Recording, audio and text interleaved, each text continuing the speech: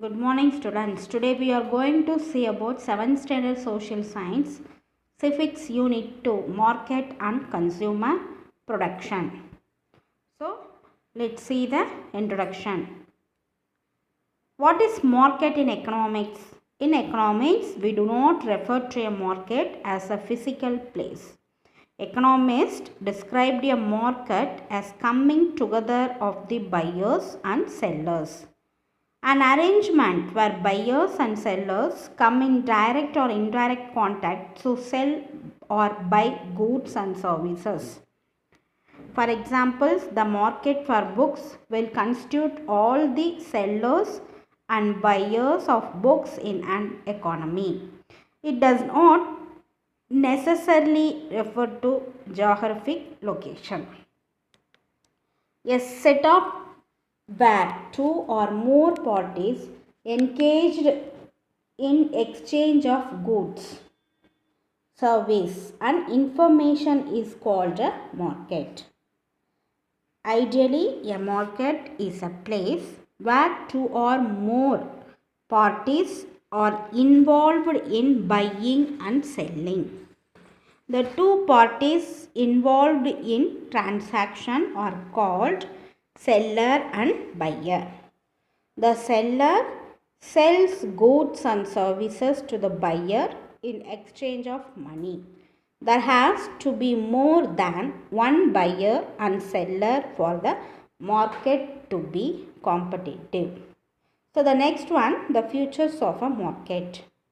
In economics, the term market refers to the shop for one commodity or a set of commodities. For example, market for rice, market for cloth, market for electronic goods, etc. So the first features of market is a market also not restricted to one physical or geographical location.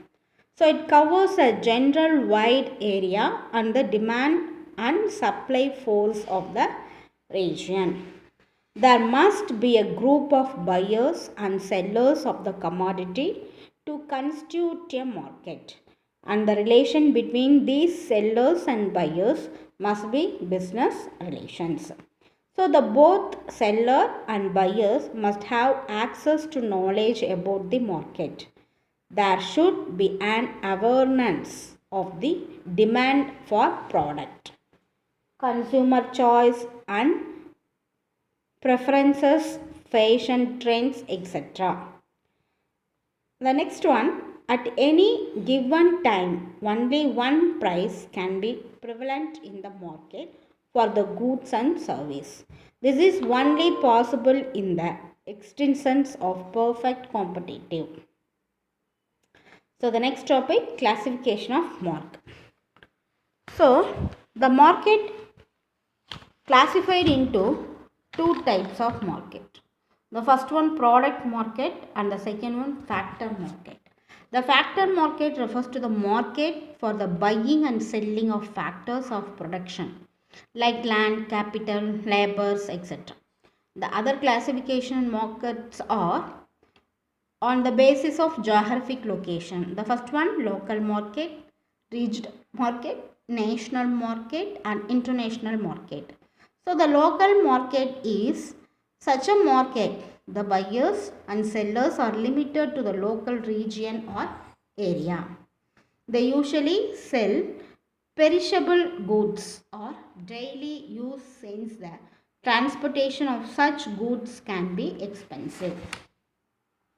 The regional market is cover a wider or than local market like a district, cluster, few smaller states.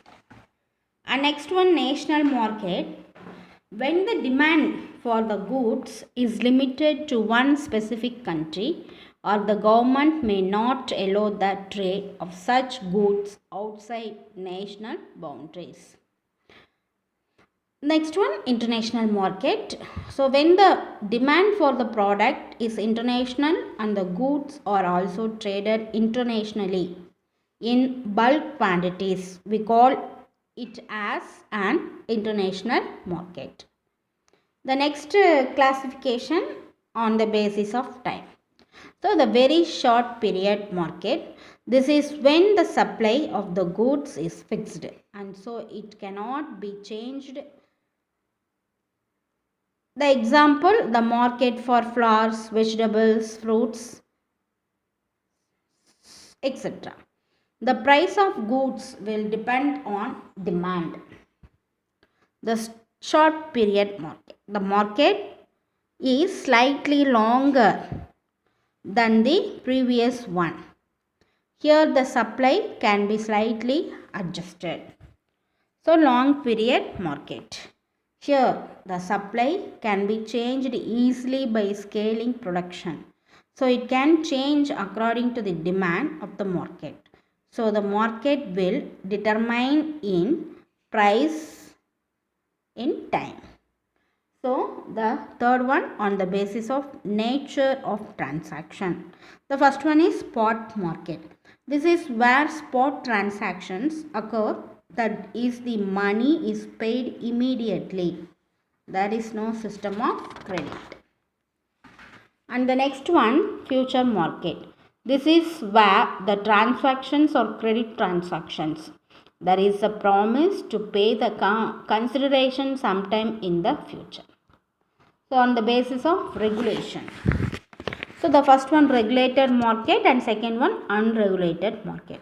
So regulated market is in such a market there is some oversight by appropriate government authorities. This is to ensure there are no unfair trade practice in the market. Such markets may refer to a product or even a group of products. For example, the stock market is a highly regulated market. Unregulated market, this is an absolutely free market. There is no oversight or regulation. The market force decide everything. So now on the basis of nature of competition. The first one, monopoly. Monopoly refers to a market structure in which there is a single producer or seller that has a control on the entire market. The single seller deals in the product that have no close substitutes. Monopolistic competition. So the term monopolistic competition was given by Professor Edward H. Chamberlain of Harvard University in 1933 in his book Theory of Monopolistic Competition. The term monopolistic competition represents the combination of monopoly and perfect competition. So monopolistic competition refers to a market situation in which there are a large number of buyers and sellers of products. However, the product of each seller is different in one aspect or the other. So next one, oligopoly. The term oligopoly has been derived from two Greek words.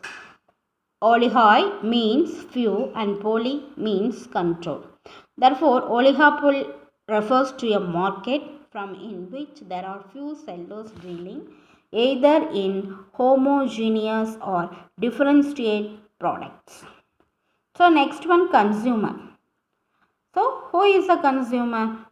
So a consumer is a person who purchases a product or a service for a consideration, either for his personal use or to earn his livelihood by means of self-employment.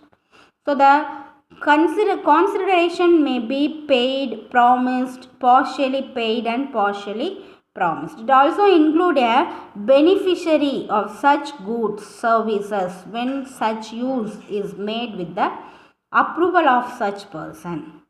So, who is not a consumer? So, the person not a consumer, if or she purchase any goods or any service free of charge, purchase a good or hires a service for commercial purpose, avails any service under contract of service. So the next topic, what is unfair trade practice? An unfair trade practice means the trade practice which for the purpose of promoting any sale, use or supply of any goods or service adopt unfair method or unfair or deceptive practice. Some of these practice includes false representation, when goods and services are not stated standard quality or grade, when second hand renovated goods are sold as new ones, when goods and service do not have the claimed usefulness or benefit, when products service do not have the claimed warranty and guarantee, when the price of product or service is misleading, false and misleading advertisement of selling at bargain price, offering gifts, price, etc. to lure customers with no intention of providing them. Selling goods which do not fall within the safety standards set up by competent authority.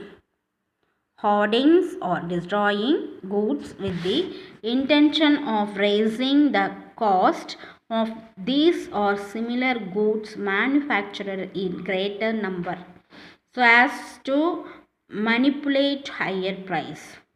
Manufacturing or offering goods or adopting deceptive products in the previous service. So goods once sold will not to be taken back, or no exchange or no refund under any circumstance. It amounts to unfair trade practice and does not carry any legal weight. The next topic, consumer protection. So the consumer protection is a group of law enacted to protect the right of consumers, fair trade, competition, and accurate information in the marketplace. The laws are designed to prevent the business that engage in unfair practice from gaining an advantage over competitors. They may also provide additional protection for those most vulnerable in society. Consumer protection laws are a form for government regulation that aim to protect the right of consumers. For example, the government may require business to disclose detailed information about products, particularly in areas where safety or public health is an issue, such as food. So the consumer protection is linked to the idea of the consumer rights and to the formation of consumer organizations which help consumers make better choice in the marketplace and get help with consumer complaints. Other organizations that promote consumer protection include government organization and self-regulating business organization. For example, Telecom Regulatory Authority of India, that is TRAI.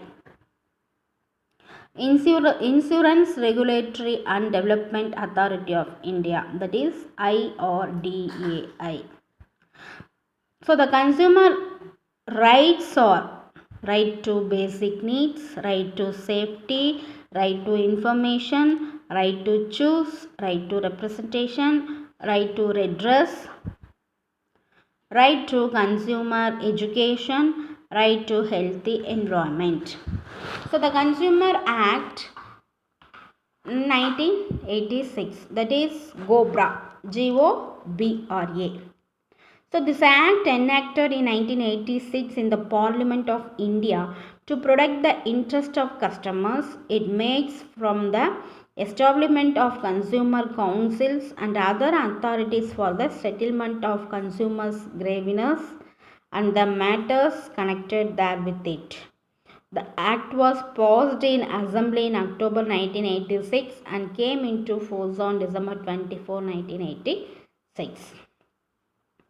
So the GROBRA is regarded as the Magna Carta in the field of consumer protection for the checking unfair trade practice, defect in goods and deficiency in service as far as India is concerned. It has led to the establishment of a widespread network of consumer farmers and appellate courts all over India. It has significantly impacted how business approach consumer complaints and has empowered consumers to a great extent. So the Consumer Protection Councils were established at the national, state and district level to increase consumer awareness. To increase the awareness of consumers, there are many consumer organizations and NGOs that has been established. So the Consumer Disputes Redressal Agencies. So National Consumer Disputes Redressal Commission NCDRC, establishment by the central government. It deals with matters of more than 1 million.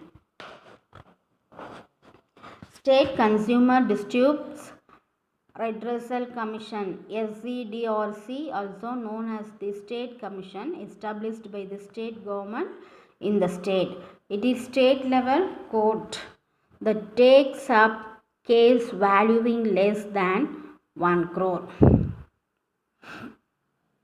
District Consumer Disputes Redressal Form, also known as the district form, established by the state government is each district of the state. The state government may establish more than one district form is in district. It is a district level court that deals with case valuing up to 2 lakhs. So the Consumer Protection Act of 2019. In Parliament in August 2019 passed the Landmark Consumer Protection Bill 2019, which aims to provide the timely and effective administration and settlement of consumer disputes in this digital age. So the new act will come into force on such date as a central government may so notify. The new act seeks to replace more than 3 decades old Consumer Protection Act 1986. So the highlight of your new act: e-commerce transaction, engagement of pecuniary jurisdiction, e-filing of complaints, establishment of Central Consumer Protection Authority, unfair trade practices, penalties for misleading advertisement. So the next one, consumer courts in India. So the National Consumer Disputes Redressal Commission NCDRC, a national level court, works for the whole country and deals compensation claimed exceeds rupees 1 crore. The National Commission is the apex body of consumer courts. It is also the highest appellate court in the hierarchy. The National Consumer Dispute Redressal Commission is a quasi-judicial commission in India which was set up in 1988 under the Consumer Protection Act of 1996. Its head office is in New Delhi. The commission is headed by sitting or retired judge of the Supreme Court of India. The second one, SDRC, that is State Consumer Disputes Redressal Commission.